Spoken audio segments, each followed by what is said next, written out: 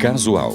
Oferecimento Iguatemi Campinas. Tudo em moda, cultura, gastronomia, entretenimento e tecnologia. CPFL Cultura. Colégio Oficina.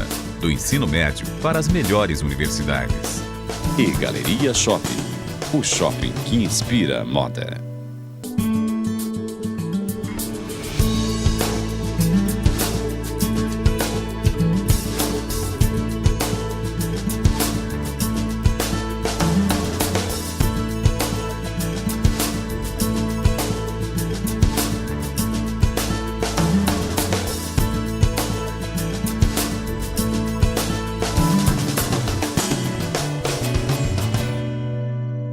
Falar sobre a juventude, sobre o que acontece com esses meninos, com esses adolescentes, numa idade de transição, numa idade onde eles deixam, digamos assim, o recôndito do lar e vão para o colégio, começam a entrar naquela adolescência, adquirir hábitos, naturalmente, que muitos não fazem nem parte da sua educação.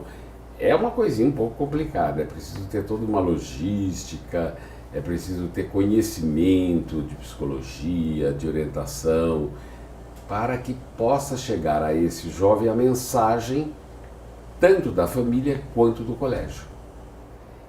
Essa é uma ótica minha, pessoal, mas certamente, para falar sobre esse assunto, nada melhor do que a orientadora educacional do Colégio Oficina do Estudante. Adriana Ribeiro vem para falar um pouquinho sobre esse tema, que é instigante, inclusive, principalmente para vocês que são pais. O que acontece? Ela tem licenciatura em administração escolar e magistério no ensino fundamental. Além disso, ela é especialista em psicopedagogia clínica e institucional. Ufa, Adriana! Bastante estudo. Tudo isso? Pensando nas nossas futuras gerações. Né? Isso. Mas você, quando pensou em fazer este curso e seguir esta profissão, você já tinha lidado com jovens? Já. Minha família, meu pai e minha mãe são professores. A minha mãe sempre professor de educação infantil e meu pai professor de universidade, de faculdade. Então, o meio ali onde eu estava inserida já muito presente isso. Educação, as futuras gerações, o que é bom para elas. Então, é quase um DNA. Um DNA, tem, né? Isso. Isso é bom. Mas hoje, por exemplo, Adriana, porque a gente se defronta com situações um pouco delicadas hoje em dia, porque o mundo mudou, né? Convenhamos, mudou. A relação das pessoas, quiçá dos jovens mais ainda, porque eles estão nessa fase aflorando, né? Assim, as gerações elas vêm mudando ao pouquinho, os adolescentes têm hoje assim um acúmulo de informações muito grande. As informações chegam a eles muito rápido. E sem ser filtradas. Sem ser filtrada, isso mesmo. Eles têm acesso à internet a tudo.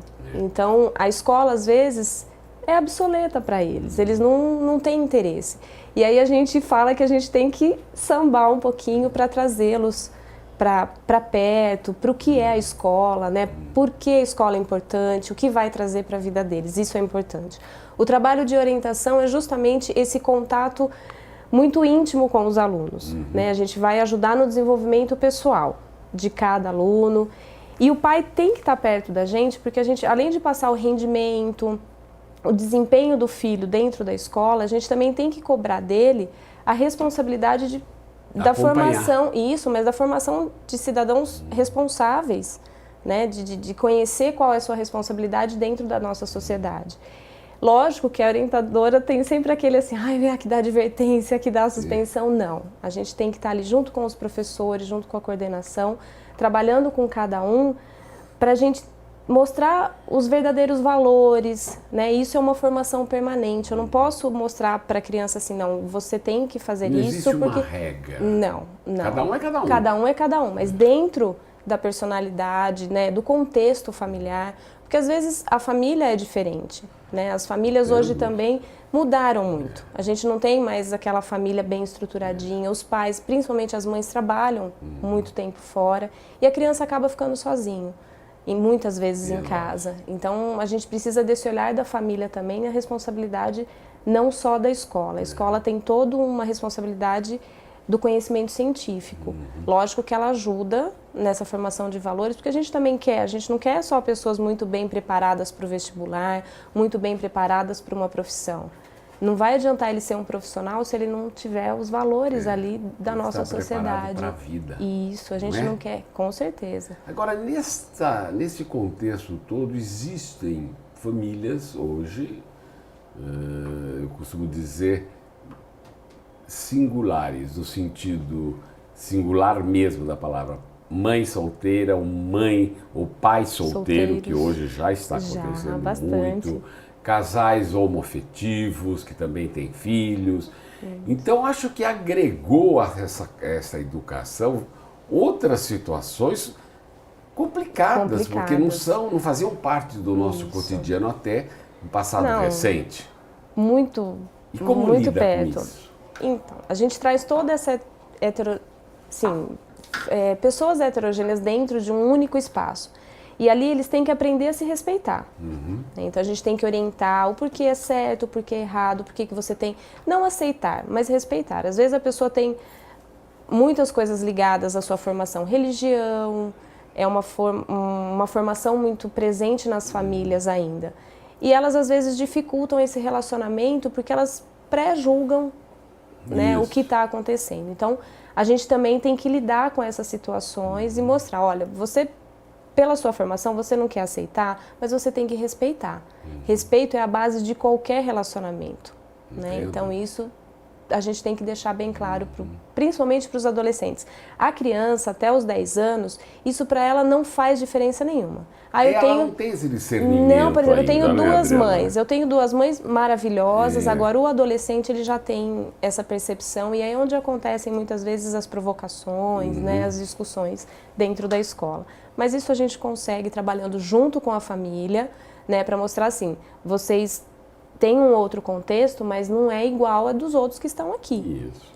Então, vamos trabalhar, vamos respeitar, para que a formação dele lá na frente, porque ele vai se deparar com isso, com frustrações, com angústias, a vida inteira. Entendo. Né? E a gente se foge daqui, encontra na frente outra situação. E a gente tem, a criança tem que ter o não, ela tem que saber o que é uma frustração, para seguir e ser realmente um adulto consciente de sua responsabilidade perante a sociedade. Aliás, existe até um ditado que eu acho fantástico, que diz, amar é saber dizer não.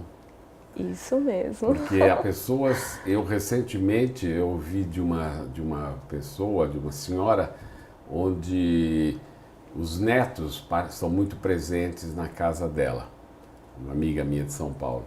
E ela disse para um amigo nosso que estava em casa dela, que na casa dela não existe não para os netos, porque eles já recebem muito não lá em casa, na casa dos pais, não na escola, na casa dela não.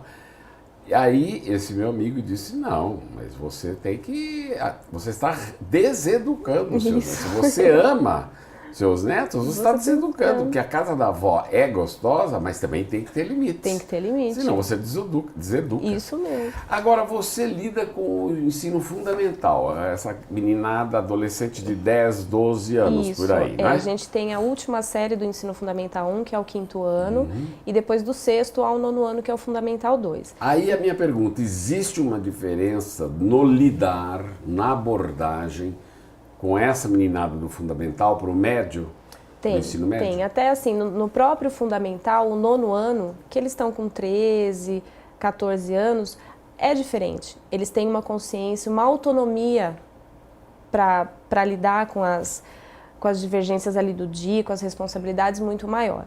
Então, lógico que a conversa que eu tenho com uma criança de 10 anos é para ele se fazer entender as regras, o que é certo, às vezes o que é errado. O 9º ano ele já tem essa percepção.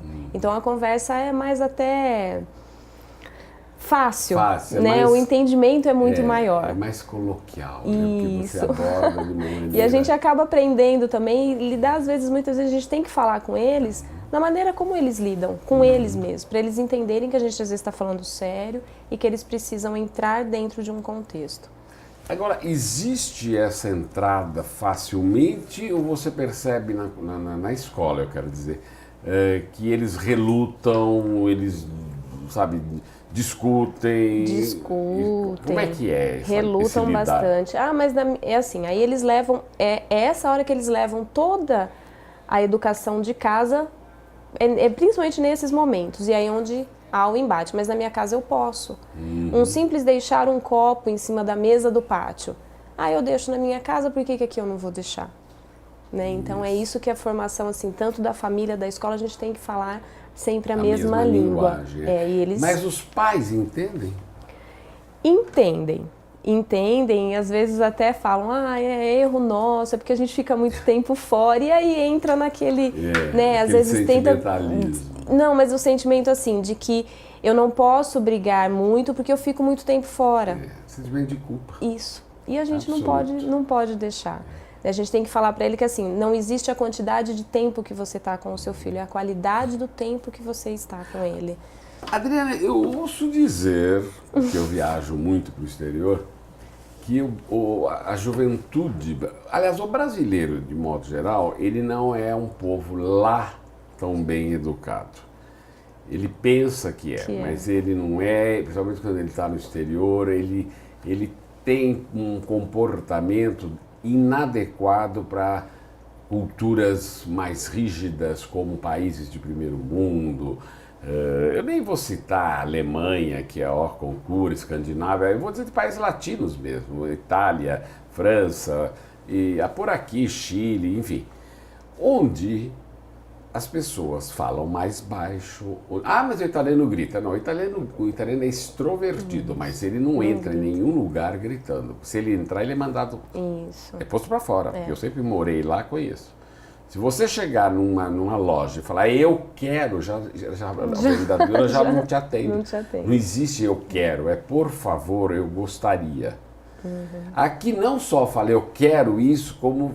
me dá isso, como não fala nem obrigado e absolutamente nada. Isso aí é uma coisa comum. Você chega na padaria, eu quero um pão com manteiga. Não é eu quero. Por favor, eu gostaria que a senhora me desse um pão com manteiga.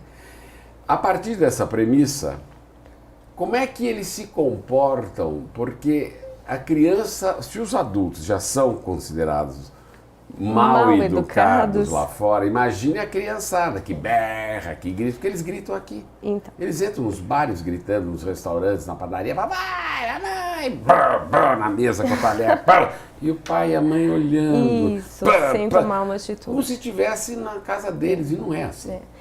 Eles chegam na escola, eu fiz esse preâmbulo para dizer, eu quero saber se na escola eles chegam assim também.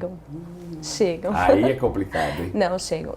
O que a gente vê é justamente assim, os pais muito tempo fora de casa, não que eles não tenham preocupação com a educação, mas é muito mais difícil você brigar com o seu filho todo dia por aquilo que é certo, do que um dia que você chega cansado, esgotado do seu trabalho, você deixa ele fazer. E criança precisa de limite, e ela gosta de quem dá limite a ela.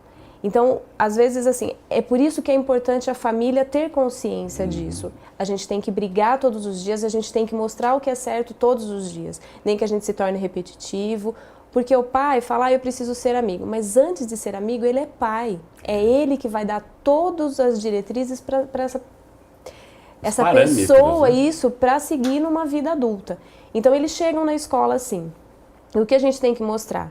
Que a educação, ela serve para qualquer ambiente. A gente fala muito com eles, você pode chegar no cinema, deitar na poltrona, usar o celular? Não, você vai para o cinema para quê? Né? Você vai ao cinema porque você quer assistir aquele filme e você tem que se comportar dentro das regras. A escola também é assim, casa é assim, casa da avó também. Isso, igreja também. Então você tem que saber que todos os ambientes também. Você tem que saber que todos os ambientes existem as regras. Só que a educação ela é uma só.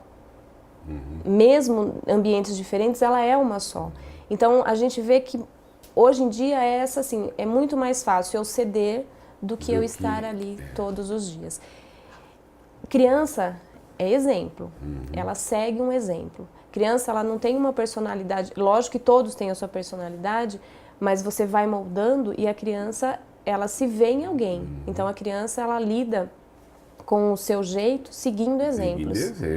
E quem são os principais exemplos? A família, principalmente, depois a escola, com certeza. Porque A gente sabe que tem muitos que passam muito mais tempo dentro da escola do que na própria casa. Posto isso, a meninada lá é educadíssima, então, na oficina do estudante. Não, a gente está segurando bem tem forte. Que ter freio, tem que ter né? freio. Brincadeiras tem. à parte. Mas é verdade. Muito bom. Adriana, muito obrigado pela Obrigada sua gentileza de ter vindo, explicado. É isso aí. Você em casa não pode fazer o papel nem da bruxa má e nem daquele que cede tudo, porque senão entra em conflito. A criança aprende na escola de um jeito, você deseduca em casa. Vovós e vovôs, aprendam. Amar é impor limites, porque os pais já devem saber disso, mas os vovôs, às vezes, têm, sabe? Ah, meu netinho, minha netinha. Não, tem que ter. Senão cresce uma criança chata, fica um jovem impossível, ninguém gosta de ter por perto. Não é verdade, Adriana? Existe uma frase que fala, quem quer educar, se autoeduca. Se autoeduca, é isso aí. Então, amar é cuidar. Muito obrigado por ter vindo. Obrigada pela oportunidade, Almir. Obrigado.